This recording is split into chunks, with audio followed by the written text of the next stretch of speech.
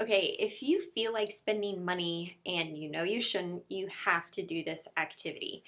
I'm going to be filling out my contentment activities worksheet that helps me reduce that urge to spend and connects me back to the things that I love to do without spending money. But before we get into it, if you want this exact same template plus 50 pages of money activities and exercises, you can get it for sale in my How to Control Your Spending workbook. I will link to that in the description below so you can check it out if you're interested.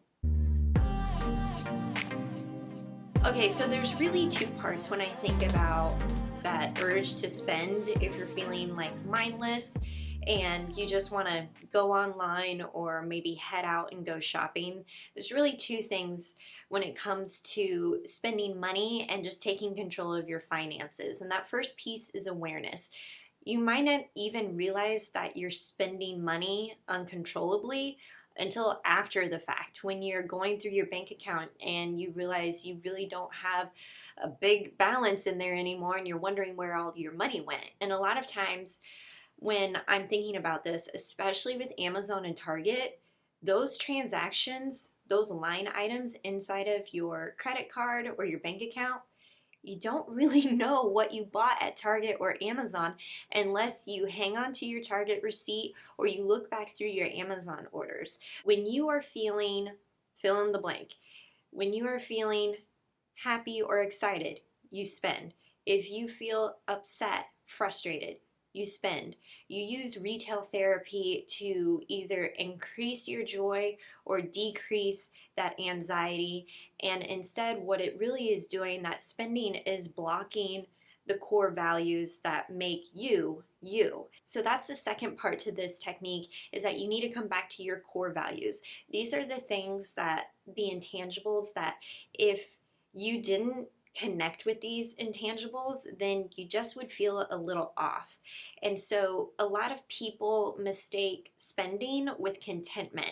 And contentment comes from that sense of calm, that happiness, that no sort of material item is going to fill you. Yes, maybe you're going to get that quick high from getting a box delivered to your front door or going out shopping, but it cannot replace those core values.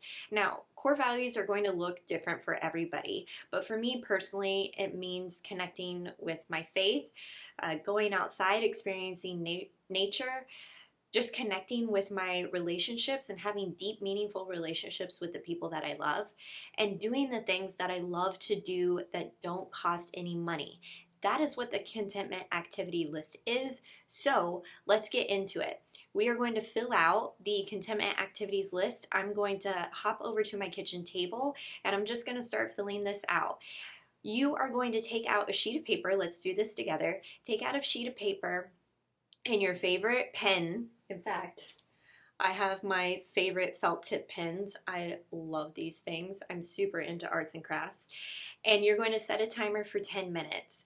You can put on some really good music, but the idea is for 10 minutes without stopping, you are going to list out all of your activities that fill you with joy, that make you happy, and don't cost money. Shocker.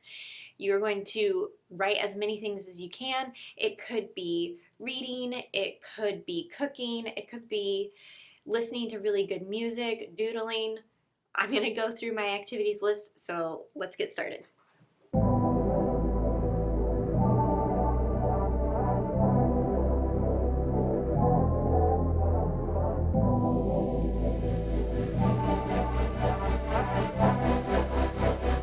Ryan Little. Japan.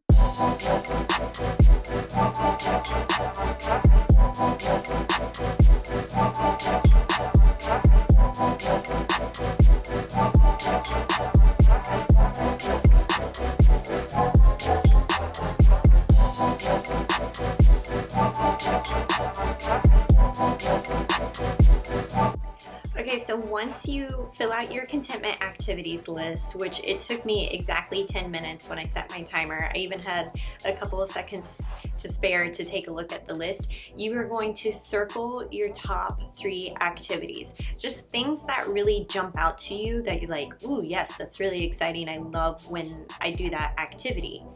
And then you're going to make sure you incorporate a contentment activity at least once a week.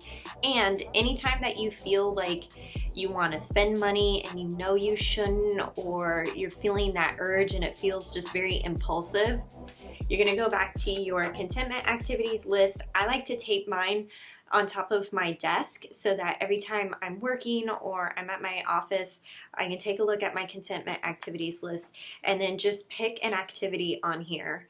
I had having a DP, a Dr. Pepper, sometimes that just feels good. And that definitely is core to me. Like, I grew up drinking that stuff, which I know is terrible and bad for you. But some new things too, like learning a handstand, why not?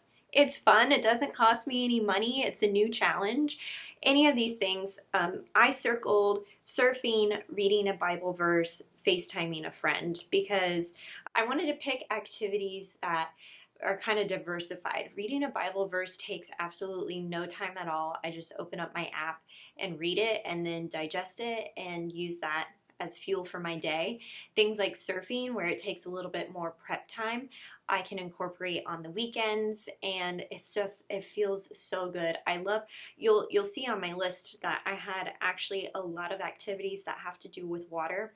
I'm definitely an ocean girl, but when I was growing up in Kansas, I lived on a man-made lake, so anytime I'm near a body of water, it just brings me a real sense of contentment. Don't forget, if you want access to this template plus 50 other pages of money activities, you can get this for sale in my How to Control Your Spending workbook. The link is below, and I want to know, what was your #1 contentment activities? Comment below. If you liked this video, be sure to give it a thumbs up and subscribe to the channel for more videos on how to crush your debt and live payment free.